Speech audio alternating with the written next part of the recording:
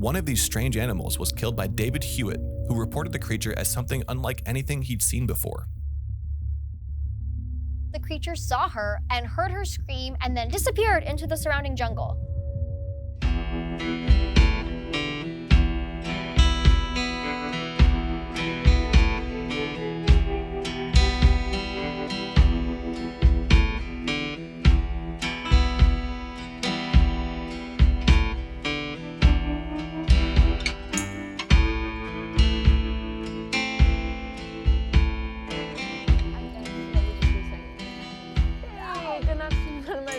But hi everyone, welcome to Forest Phenomenon, where we talk about cryptic, supernatural, and mysterious happenings in the American wilderness.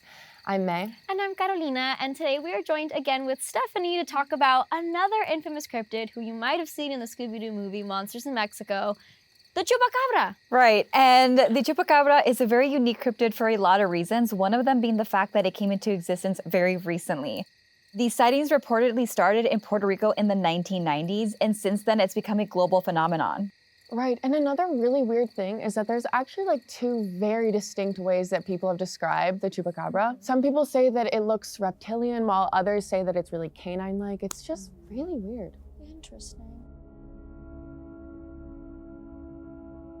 So let's dive right into what exactly is a Chupacabra. The Chupacabra is believed to be a mysterious monster that is known for sucking the blood from livestock and leaving behind the animal's corpse. Its name comes from a rough translation of goat sucker, chupa being suck and cabra being goat. No Chupacabra has been caught, but many claim to have seen the monster in real life. Descriptions of the monster vary, but many believe the Chupacabra stands at 4 to 5 feet tall, with powerful legs that allow it to travel quickly. Descriptions also identify the monster as having long claws, glowing eyes, and spikes down its back. One of these strange animals was killed by David Hewitt, who reported the creature as something unlike anything he'd seen before. According to Hewitt, from a distance, he looked like a hairless chihuahua, only much bigger. From all indications, it seemed to be a chupacabra. The claws, toenails, nothing like I've seen on a coyote. Skinny, pointed tail, sure looks like a possum to me. Never seen any kind of animal that doesn't have hair on it. And other descriptions say the monster has features such as a long tongue, bulging red eyes, fanged teeth, and a reptilian body. Let's take a look at a side-by-side comparison of these two different descriptions. So the one on the right looks more like a dog and what I think of as a chupacabra. I feel like it resembles this like mythical creature that we have in Latin America. It's like our afterlife guide. It's called an alebrije, but it resembles, like if you've seen the movie Coco, it looks a lot like a Xoloscuincle dog, which is the character that Dante is. And I just think that's kind of interesting. Yeah, that is super interesting. Makes you think. It looks, because Xoloscuincle dogs are known to be like the ugliest dogs ever in the world, and that's kind of what it looks like. It's giving me ugliest dog award. It's giving me ugly dog, for sure. The one on the left, it just looks like an alien to me. It doesn't look like, in the image that I have in my head of a chupacabra, that's not it. But they do say that the Chupacabra could be an alien too. I mean, this also falls in line. Yeah, there's people who have even said that, like, you know, maybe the cow mutilations that have taken place in the United States could be due to an alien-like creature like the Chupacabra. But I don't know, my opinion, you know, I don't know. That alien just looks like, it just looks so awkward, just kind of like this. You know what I'm saying? Like and I feel like sucking-wise, I feel like the canine one, I could vibe with that being Chupacabra. That one, where are the teeth? I would like to see the teeth. The alien one looks, the alien one, I don't know, it looks a lot more just like a cartoon that somebody just drew up for fun. Versus I look like that. Versus us in the morning. No, but like the other side, yeah, it does look more realistic, like the canine. Yeah. I can vibe with that one. Unlike a lot of cryptids, though, around 2010, wildlife specialists came up with essentially a definitive explanation for the canine type of chupacabra sightings.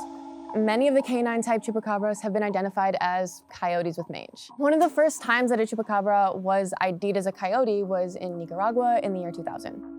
A rancher shot and killed something that was attacking his goats, and a few days later, a ranch hand found the carcass of that animal. The media went crazy over this finding, and some suggesting that the carcass was a genetics experiment or even a cross between a wolf and a crocodile.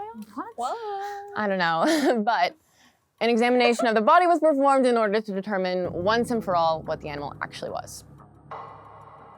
The examination, performed by anatomy specialists at the National Autonomous University of Nicaragua, revealed that the animal was actually just a dog who was most likely suffering from mange the time that he was shot.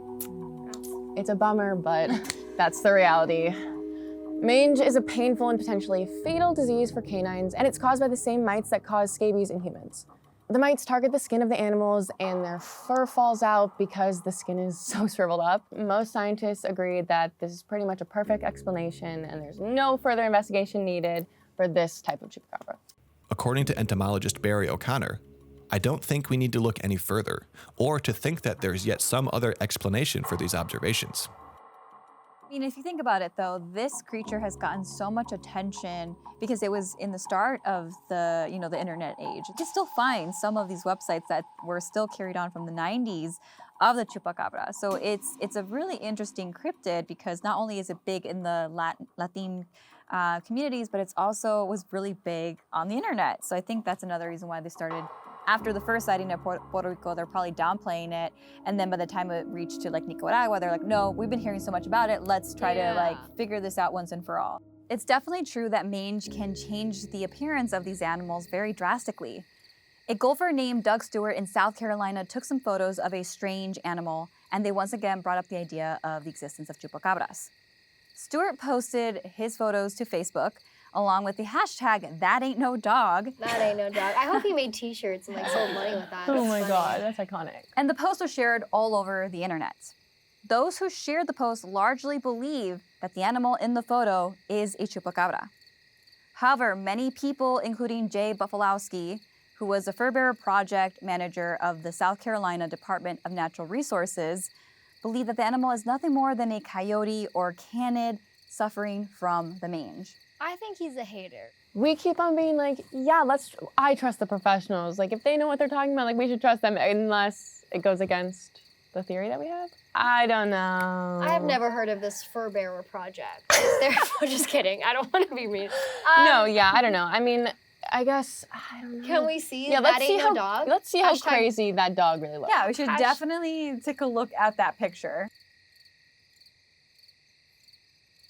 Look at the hashtag #ThatAintNoDog. Yeah, suddenly the hashtag is making a lot more sense because I agree. That does not look like any dog I've ever seen. Look at how long those legs are. Like, Right. I think if I were to shave my dog entirely so it's completely hairless, it would not look like that. Like, even the ears, it does And the look like a tail. kangaroo. It does look Yeah, like the a tail kangaroo too. for sure. And the tail is so But weird. look at the arms. Don't the arms seem a little bit longer though than a kangaroo? Or maybe that. I mean, I don't think I've never seen a kangaroo Yeah, before I in my don't life, know. but I don't think they even walk like there's no way that's just a random ass dog. No, that does not Right. look like a coyote. That does not look like anything I've seen before.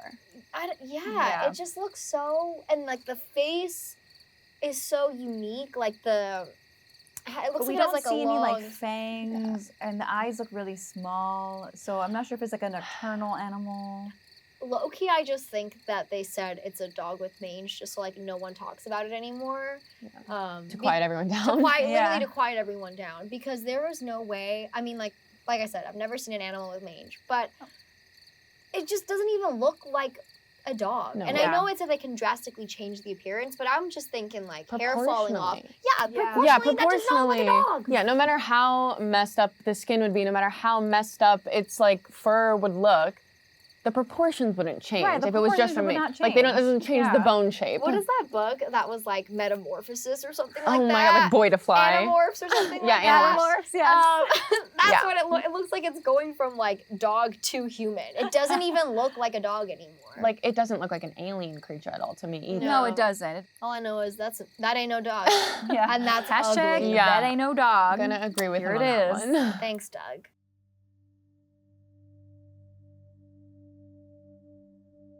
So let's talk a little bit more about the first sightings of the Puerto Rican Chupacabra and the possible explanations for these sightings.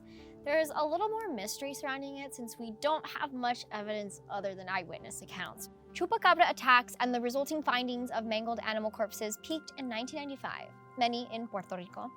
The most popular theory is that the Chupacabra is the result of a US government genetics experiment which took place in the rainforest of Puerto Rico. Other people believe it's an alien, and others simply believe it is the embodiment of God's wrath, which is a very Latina thing to say about a scary creature. In our culture, it's very much, if it's weird and different, must be God's wrath. So picture this. Rural Puerto Rico, 1995, which was a year that witnessed a wave of unusual livestock killings. These domestic animals were found dead, wounded at the throat, and uneaten, yet completely drained of blood. In August of 1995, a woman named Madeline Tolentino reported seeing a strange creature outside her mother's Canovana's home. The creature saw her and heard her scream and then disappeared into the surrounding jungle. She said the animal was long-limbed and earless with a spiny back and huge eyes. She also reported that it was about 4 feet high with wide, dark eyes, thin arms, and 3 fingers on each paw. She said she only saw it for a minute or two. It wasn't for very long, but she gave a whole description of the number of toes, eyes, and alien appearance, the teeth, and she even noticed that it had no genitals. According to some reports, Tolentino also believed the creature to have feathery spikes on its back. We got a lot going on here. She also said the creature did not have ears and had small air holes instead of a nose. Tolentino had also created a sketch of the creature with a local UFO researcher named Jorge Martin. After Tolentino's reports, over 200 reports of similar sightings emerged from Puerto Rico alone. Like, that's crazy, from one specific area. A year after Tolentino's sightings, the first reported sighting in the US came out of Miami. It is kind of interesting that the person that Tolentino collaborated with to form an image was a UFO researcher. Yeah. He works with aliens. He's seen some shit. He's seen some stuff, Yeah. yeah. It's true that we don't have a definitive explanation for this type of chupacabra like we do for the canine chupacabra, but here are a couple theories that might explain what people are really seeing or believing that they're seeing. Some people believe that these early chupacabra sightings could have been sightings of an escaped group of rhesus monkeys. That type of monkey often stands up on their hind legs, which could explain why many people reported seeing creatures that were bipedal. At the time, rhesus monkeys were being used in blood experiments in Puerto Rico, and while there's no record of the monkeys escaping, it's possible. Another reason, though, that these reports could have emerged around the time could be the influence of horror science fiction film called Species, which came out in 1995, the exact same year, for those who haven't seen the movie. In Species, an alien-human hybrid called Syl was a really similar-looking creature to what Tolentino described. According to Lauren Coleman, director of the International Cryptozoology Museum, if you compare the images of actor Natasha Henstridge's creature character Syl, you will see the unmistakable spikes out the back that match those of the first images of the chupacabras in 1995. I remember watching that movie on VHS. My stepdad bought it on VHS. I'm that old. And I remember watching it, and then when I read about like how people were like, oh, wait a minute, like the Species characters was probably like causing the influence of chupacabra sightings.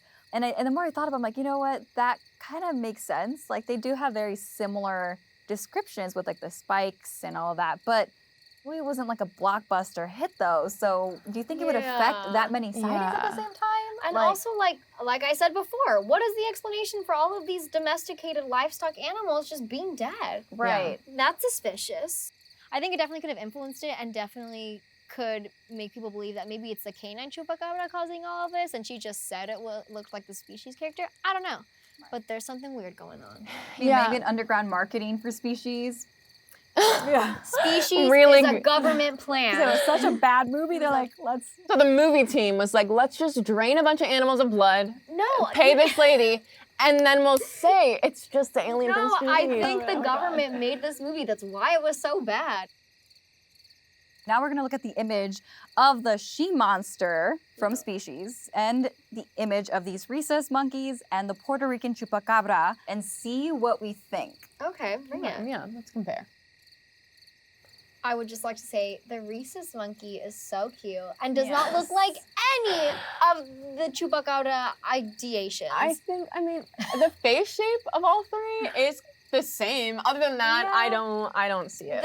The Species one doesn't even look to me anything like, I mean, maybe the eye shape, but the eyes aren't big enough. It looks more like a creature from Indiana Jones. Yes, they are very different, and I do think it's kind of BS that it's inspired off the same thing, but I can see where people are coming from, because if you look at like the spikes on Syl's head versus the picture, like they do resemble each other. Yeah, it's maybe- definitely not a match, like, Right. but I get it. Now that I'm seeing them side by side, yeah, no way. No way that 200 people saw This girl that has- movie and were influenced that much to be like, this is what I saw. In the movie, it's not like she's sucking the blood out of her victims. Dun, dun, dun. So Yeah. like even Points then are that you're made. still missing, they're still missing the whole big point of the movie versus like the actual point of the Chupacabra, which is sucking blood from these creatures, these farm Yeah. animals. So Yeah, my only idea that would kind of go along with that theory would be that like seeing the movie kind of, like I said, kind of influenced the way they perceived the creature. sure. And then maybe like dramatized what they were seeing in that terms could of be their fair. description, because like maybe it was popular in Puerto Rico. I don't know, this movie might have gone off there. But yeah, I don't know. I think that that would be kind of the farthest, at least for me, that Right. that would go. Like I do see that though. Is she tall in the movie, the Sills creature? Yeah, she's tall. And then why would someone think about a 4 foot, 5 foot creature? Also that, by lots the way. lots of things are not adding Lots up. of things are not Adding up, yeah. And I'm not even good at math. And it's not adding up. It seems like you said, a bit of a government buyout. I'm kind of on board with that. You won't hear me say that very often, but I do side with Carolina here. Thank you. Thanks again for watching, everyone. Let us know in the comments if there's any other cryptids you'd like us to cover, or if there's any mysterious things happening in the woods that you want us to explore. Yes, of course. And thanks to Steffany for coming on today and adding to our discussion. We really appreciate it. Yeah, and thanks again for having me. And remember, whether you believe in the Chupacabra or not, it's always good to stay on the trail. Please keep our blood safe.